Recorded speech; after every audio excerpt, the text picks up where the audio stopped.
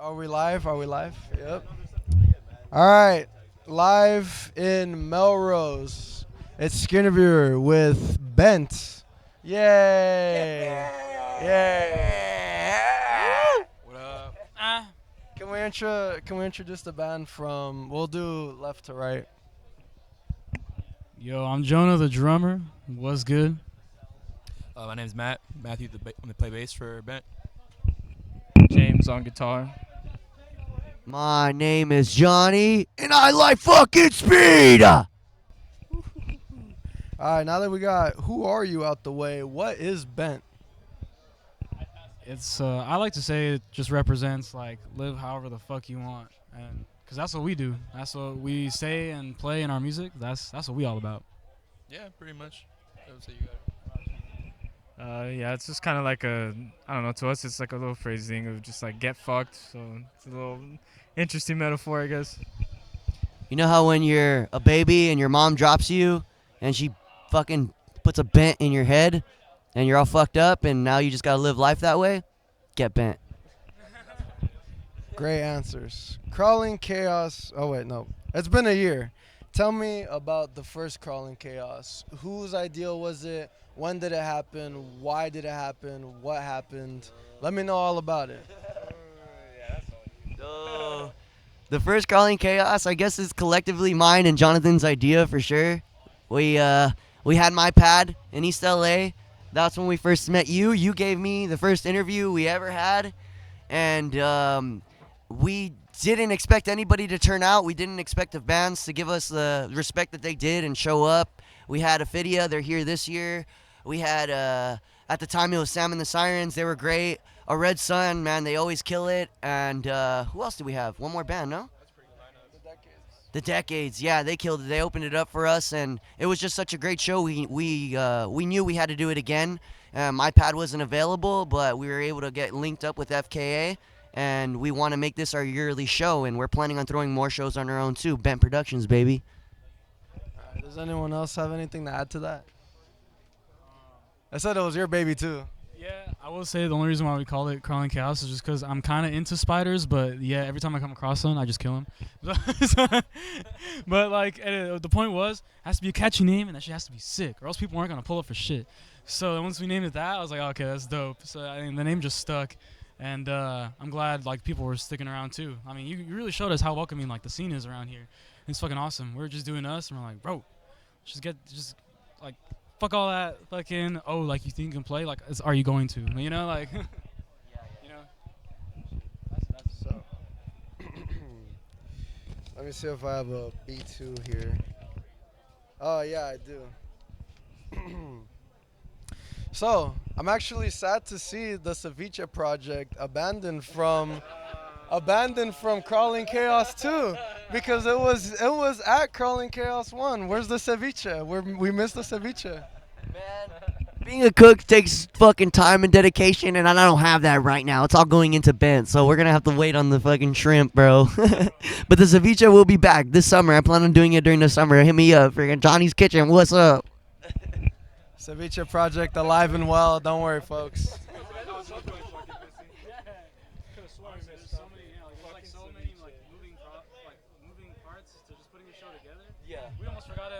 There's so many parts to moving parts to put together a show. Like we almost forgot to get vendors here all together. Like they started hitting us up like, hey, we got a spot to vent still. It's like, oh shit, yeah, we don't have any. So yeah, pull through.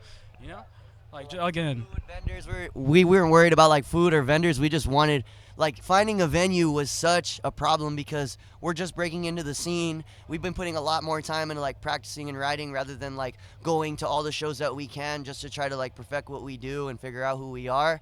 But you know. Thank you, bro. Just the passing. Crawling Chaos 2. What made BÄNT want to do it all over again? You. It was always you. For real, first motherfucker to show up. Is it for real? First motherfucker to pull up. I respect that. Hell yeah. Even number one, you were like one of the first. Yeah, bro, that's fine. Even a Crawling Chaos 1, Schinterviewer was there on the scene. This is the man. If you want to know what's happening on the underground, look at what's happening right here. Thank you, BÄNT. Thank you. Not a lot of people give me my flowers. Now, BÄNT has progressed quite quickly over the years. We have pins, stickers, t-shirts, hoodies, 2 singles. Thank you, Light Black and the Shelter. Thank you, Light Black and the Shelter. Light Black Productions. Yeah, that's the homie right there. Jonathan could say a little more. Yeah, Rob, he originally did Jonathan's other band. Yeah, so for those of you that don't know, I'm also drumming for an indie band, a fucking Pine Avenue. Yeah, someone did their research. Oh shit! Yeah. Basically, they're as soon as I fucking joined, they're all like, "All right, get your ass to work." We hopped in the studio. Fucking, I think it was like 3 8-hour shifts up in that bitch. We recorded 3 songs that are still not out yet. But that's a whole nother story. But the homie Rob from Light Black Productions is the homie that helped us out with all that recording. And we went there by recommendation from me. You know, I just worked in there for a long ass time. It's a sick ass place. And yeah, Rob hooked us up. That's how we recorded "Fuck You" and "Twisted Metal." What about the Shelter production? The Shelter, homies of Jacob from Red Sun. He's also drums in Apocalypses. He was hooking it up, gave great recommendations from Caesar. Yeah, he's now our mastering guy. Yeah, we fuck with this shits, bro. They smell nice. Alright, yeah. So, hopefully an album on the way. Close this up. Yeah. So definitely the guys and I, we are looking into like constructing our own like storyline, something that encompasses everything that we showcase, not just our image but our style and what we stand for. So definitely gonna be venturing into that world of complete albums, not just 2 singles carrying us. But yeah, definitely gonna have much more variety as the years go by, and yeah, we're gonna keep making music. That's what it's all about. Yeah, so the plan, definitely there will be an album, and we plan on releasing that as a hard copy. But until we have that, we're gonna be trying to this coming year drop a song every month. Every month we will have one of our songs that obviously we have a whole set. So we already have about like 8 to 10 songs ready to go, and we're just trying to really hone in. We started doing our own recording. At first we were going to Blacklight Productions, but obviously like we're on a budget and we're trying to make it just like everybody else. So there will be song a year, and once we have our 10 songs, it will be a physical copy album, and whoever supports us can pick it up. And if you want to hear it for free, it'll obviously be available. Any other comments? No? Alright. Well, honing in on the shirts, we have a few designs. The latest one, the Twisted Metal design, up at, what is it, BÄNT.com? Or It's our link tree. What I think Jonathan knows. Linktree/BÄNT8LA. There's a period in between the R and the E, so look out. And I just wanted to say thank you, Andrea. She modeled the latest BÄNT tee. Is that who it was, Andrea? Yes, that's my girl, Andrea. She's awesome. We're trying to get people to like work with us, but obviously the people closest to us support us the most. So she modeled that shirt for us, and we will for sure be focusing more on that to showcase our merch. But obviously, music comes first. Oh yeah. What happened? If you would like to model for us, Sir Schinter. On camera right now, yeah, I would love to. Mom, if you're watching this, do my hair that day. I trust you with that. All right. And then we're on E. So, you said you have 10 songs ready. How long has the music been prepared? When were the songs written and composed? Honestly, they've been prepared for, since we first got together. This band as a whole, with our bassist Matt, he's the newest to the group. We've been together for about, like 6. So, like, how many months? With Matt. 10 months? 10 months with Matt. BÄNT's been a band for 2 years. I've been with them for a year. So, it's definitely been a big build-up. The songs have been ready. We're finishing up, like, our 9th song right now. I know I said 10, but we're, like, on our 9th song. And it's honestly, we groove. We like to freestyle. And depending on that, that's when we are like, okay, this is something that makes us all feel a certain type of way. It can't only be one member of the group. We all have to feel that magic. And once that happens, we really hone in on the sound and what we're trying to do and the message we're trying to perceive. I feel all of our songs definitely do have a message. If you listen to the words, if you listen to the sounds, that'll translate.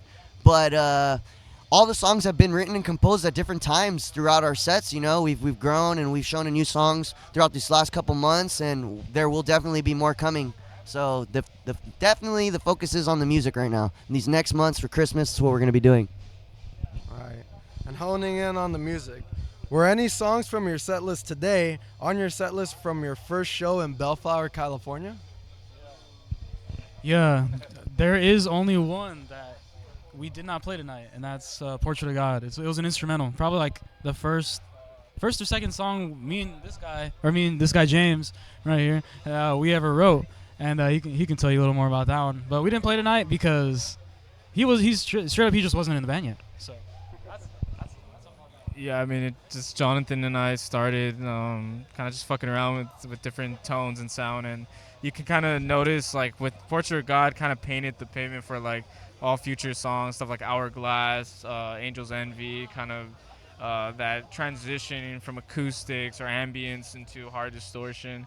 You know, I'm a big fan of bands that can, you know, collaborate and do those kind of mixes. I listen to a lot of, like, Sleep Token. They're very atmospheric and very inspiring on a lot of our works. So definitely like to, you know, experiment with that style. And yeah, it's just, you know, we're all about, you know, creativity in this band, and we're going through anything that's makes us uncomfortable, we're not like used to something like that. That's when I know we're getting it right. You know, we gotta venture to stuff that have never been done before. So.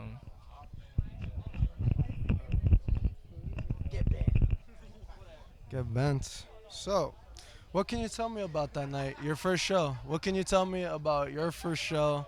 And what was it? Was it in Bellflower? Did I get that right?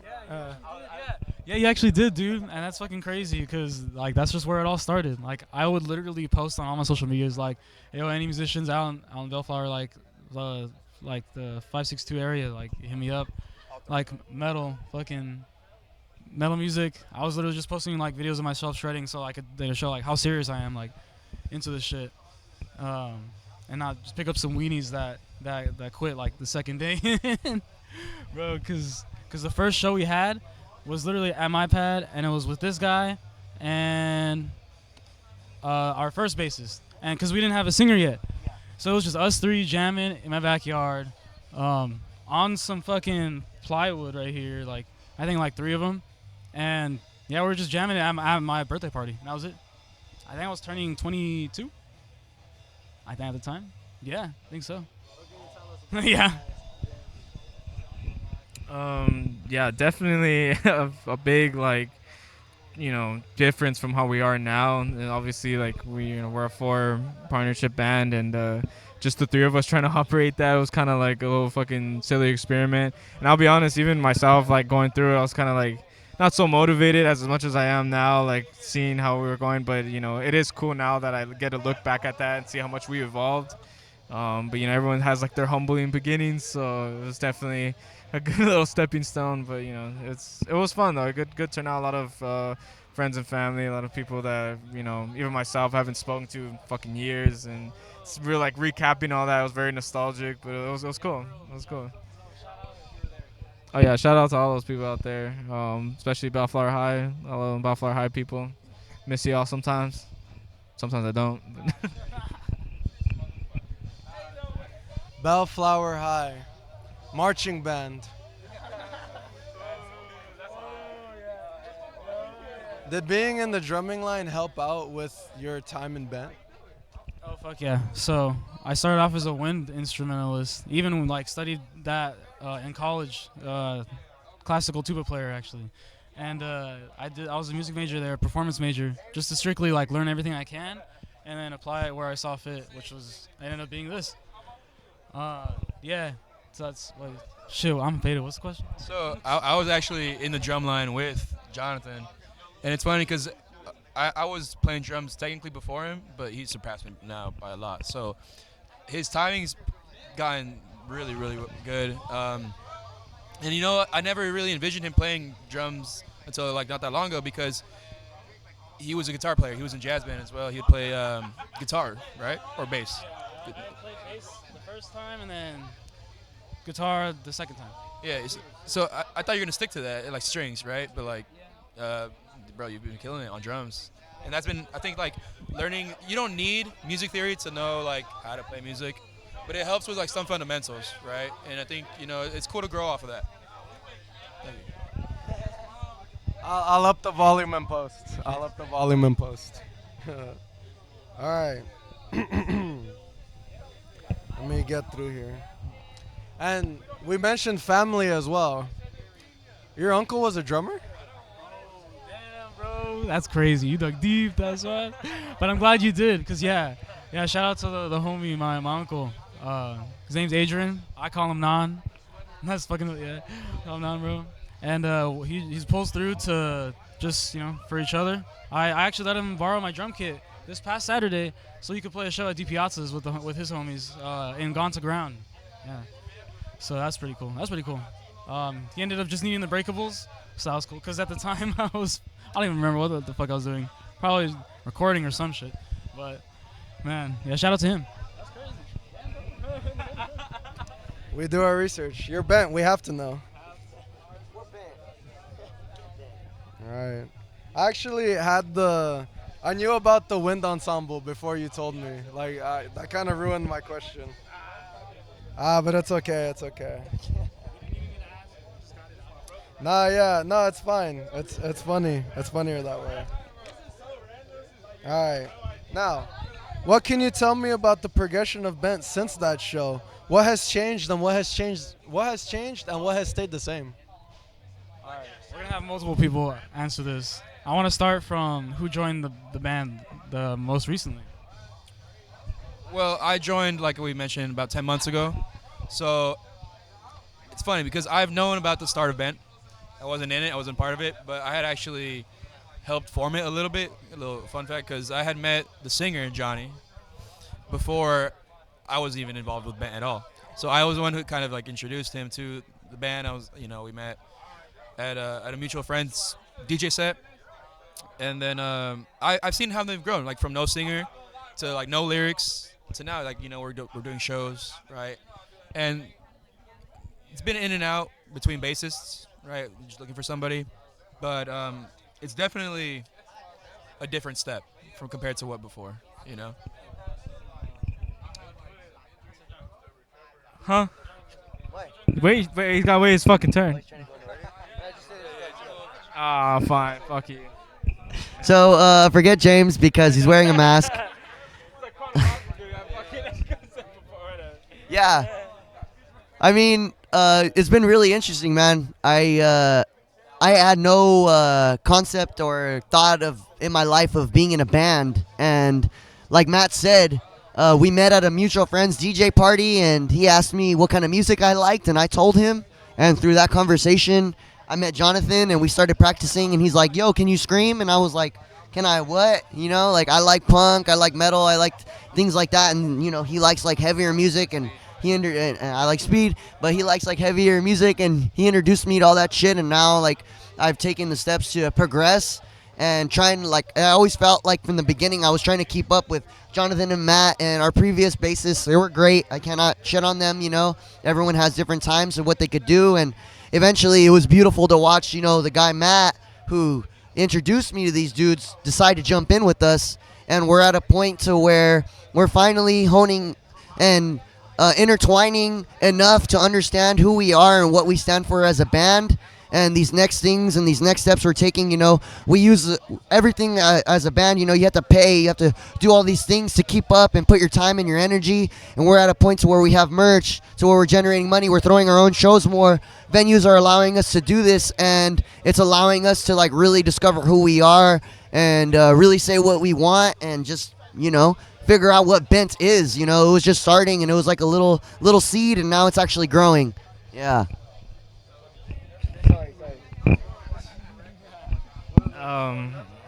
Yeah, so basically this whole thing was at least from Jonathan's vision, it's like fuck, I want this to happen. This is something that I want to get started on. And then when him and I started jamming out together, it was like, oh fuck, it can happen. This is a possibility that we can get going. And then when Johnny stepped in, it was like, holy fuck, this is happening. Like we're fucking rolling with this. This is now happening with our, band BÄNT. And yeah, it amazes me every day that like how much we've matured in not just sound and quality, but just like overall our accomplishments and how we're able to not just feel it ourselves, but we were able to influence the people around us. It's a lot of people that like don't even fuck with this kind of music or anything. They're like, all right, dude, something's there. Like whatever it is, it's fucking there, and that's what's great. Like I really emphasize that with these guys that we need to keep that momentum going. Not let go of that vision of the fact that a lot of people see potential, and we ourselves feel that potential. And yeah, we just keep fucking going at it and see where we get us. Sky's the limit. Chronologically, and it's not even like, oh, like I am BÄNT. Like, no, it's like I didn't consider BÄNT a thing like officially until like there was 4 people in this bitch, cause like yeah, I could have just wrote all the music and fucking put it out there, but like nah, it's just like I need educated people or people to be like that want to be educated in order to just create like the best music possible, like that we can create. Like I always see ourselves push ourselves to the extremes, like 3-hour, 4-hour jam sessions, like fucking put that work in till it hurts type of shit, and I fuck with that. They all fuck with that. That's why they're here. Damn, the difference is crazy from just like I want to do this to like, oh yeah, bro, like this is what we're doing. Yeah, like you said, we came in, we stepped in with the music, and this guy specifically, like, bro, like musical background, like you're a good learner, and he's down with it, bro. Like as soon as we got this guy, basically like money was in the bag. And that was like, cause that meant we were finally complete. That shit was awesome. Great. What was it like progressing without a bassist and a singer? Was it hard or was it a little bit more manageable? Like I said, that education in music really put through work, because as he was writing guitar lines, I was writing bass lines for it, or vice versa. Or this guy would literally, when he joined in, we just wrote them for him, just so he can have an idea on what the fuck's going on. Because I mean, you're just gonna learn 7 songs in a day? Like, nah, like So like us all 3 writing like each other's parts, not straight up correcting, but like putting like great input into like just making better music. Don't want to give the secrets away, we got a secret sauce. James, your input? Shit, what was the question? Was it hard progressing without a bassist or a vocalist? Like, was it easy? Was it difficult?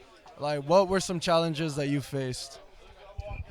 Yeah, so honestly, just the fact that like all the not being able to have a wider spectrum of like opportunities we could take. Hearing it's always a great good to get as many fucking perspective on things as much as possible. And yeah, it's like everything's very one-dimensional. If you're just kind of like, I fucking make this guitar riff and it sounds good with this little drum beat, but then you have someone like Matt or Johnny in there where where their lyrics, bass lines come in to conjure up something much different, and it opens up a different perspective. And Jonathan and I, we knew like I've been playing guitar since I picked up since I was like 14, and it's nothing new to me. But Jonathan picking up the drums, it was like we were both on a separate pace, but somehow together we just kept pushing and pushing. We linked up and got our whole pace and momentum together. And yeah, it was definitely a difficult process, but I mean, it worked out at the end of it. We still pushed our asses off, and it's paying off. Now, having a lyricist, Johnny, well, actually, I don't know if you're the lyricist. That's actually my next question. I know you're the vocalist, but when you joined, did you come with lyrics, or did they ask you to write music for them? So originally, when I stepped into like obviously jamming with them and trying to practice with them, they were trying to test my skills, as in like what was I capable of vocally, and I had no singing background whatsoever. So it was really difficult for me, but at the same time, I knew that if I was going to try it, at the time I was going to punk shows. I was kind of getting my life together. I was recuperating from cancer, and that's why I was going to DJ shows. It's not my scene, but I have a really good friend of mine that we grew up together, and he was a DJ. So I was like, you know what? I need to get out. I was living up in Northern California. I had to come back to get my treatments and go through my shit. I made it through that, and I hit up my homie like, yo, let me go to your show, bro. Let me support you, whatever. And I found these guys, and I guess kind of summarizing a long story short, before I met them, I was working a lot of I was like a blue collar worker. I was doing construction jobs. I was doing mechanical work, and there was a point in time in my life to where, like years ago, like right when I got out of high school, I had moved down to LA to take on a construction job, and I found myself sitting in traffic for like 2 to 3 hours a day. And during that time, I was listening to like punk music and like metal music heavy, but I had like 5 or 6 songs on rotation, and I was also listening to rockabilly. And during that time, I was listening to this one song by Reverend Horton Heat called Galaxy 500, and I was listening to that song like all the time on my drive home, like all the time. Like I love old classic cars, and that song makes me feel like I'm in an old car, even if I'm not. And I would listen to it to the point to where I was able to like not hear the lyrics, not hear the vocals, and I started like making up my own lyrics, making up like my own shit that I thought was funny. And that's how I wrote Twisted Metal, sitting in traffic, driving in my car, taking notes on my phone. And like I always, I guess growing up in school, I was shit at school. I didn't care for it, and for some reason in English class, I was always praised like, "Oh, you're a good writer," even though I felt like I didn't try. So as the years went by, I always tried to like write, whether it was to myself when I was in a bad place. When I moved up to Northern California, I spent a lot of time alone, and a way to open up was for me to write. And when I went to that DJ show that night, when I was finally going out again, and the homie Matthew, who's now our bassist, asked me like, "Do you play any instruments?" I told him no, but I like to write. I've written a song or two, and I didn't think anything of it. It was just kind of like a conversation in passing, right? And he's like, "Yo, these my homies are looking for a singer, blah blah." And I'm like, "Bro, I'm not a singer. Like, I said I like to write. Like, that doesn't even mean much to me, you know? Like, I never thought of it like really doing anything for me."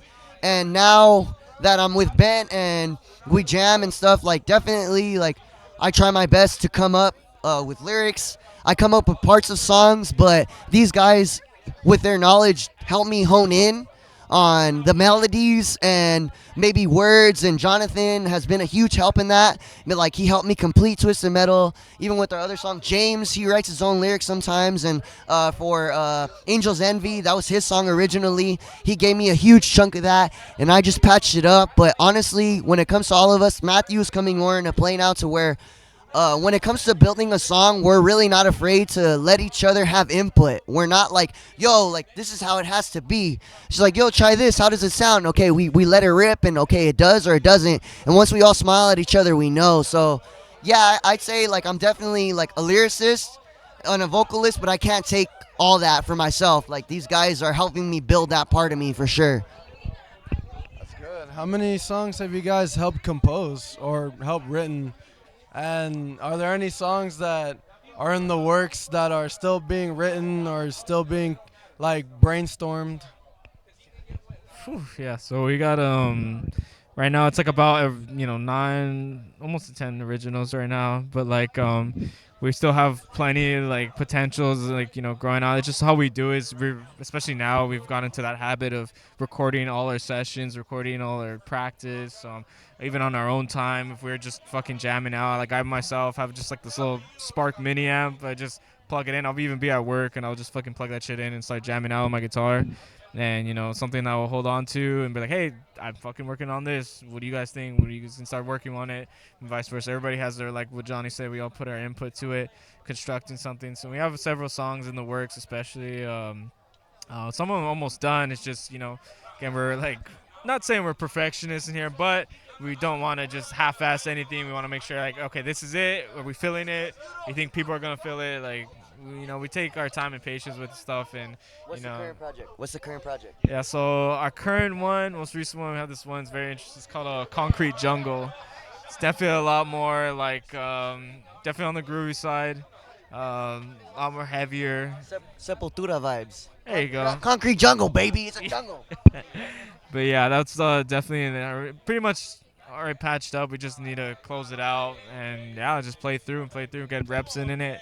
And yeah, it's definitely pushing all of us to our limit. I know Jonathan's got a new drum line for it. That's definitely pushing him. And I myself, working different octaves, honing in on my 8 string.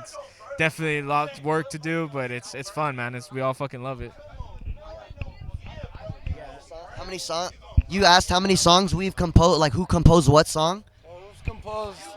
Who's composed what song? Like maybe if you can remember, like what's the first song you've ever written? The first song we ever did was completed was "Fuck You," right? Yeah, "Fuck You" and "Twisted Metal" because I had "Twisted Metal" written up and Jonathan helped me tie it up. But yeah, I mean, all the other songs I could really honestly say we've collectively had a big part in. Like, I don't think any one of us can really take it, other than obviously, James doing the guitar. He's the guitar man, and Jonathan taking care of the drums. Yeah, it's so cool seeing like everyone like put shit into songs. Cause bro, even Matt be spitting ideas on the bass. Like we don't even tell him. Like I said, when he first joined, yeah, we helped him write some stuff, but only because like we had to teach him like what direction like we're just moving in. Got to make sure we're all on the same page, going forward. And we don't we don't even need to like tell him. He just fucking pops out a bass line. That's just how it be now. His main line in Concrete Jungle is kind of like the whole fucking thing. This and that, and just started shredding, and I was like, all right, I need to put some toms on this. Yeah, so shit. If only you knew. But that's gonna be a minute till that comes out, huh?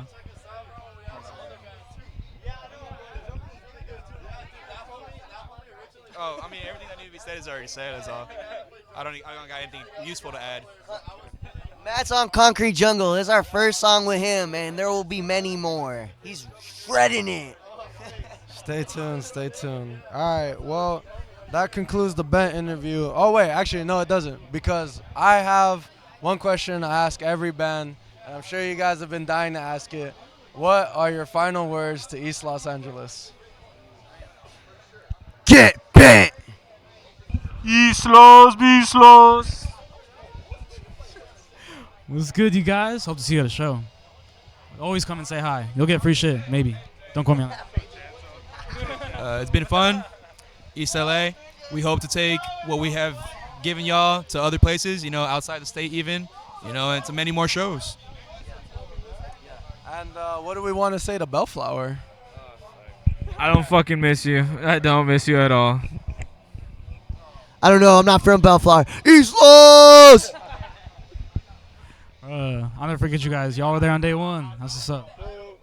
You held us back. All right, and that concludes the BÄNT interview. Thank you guys so much.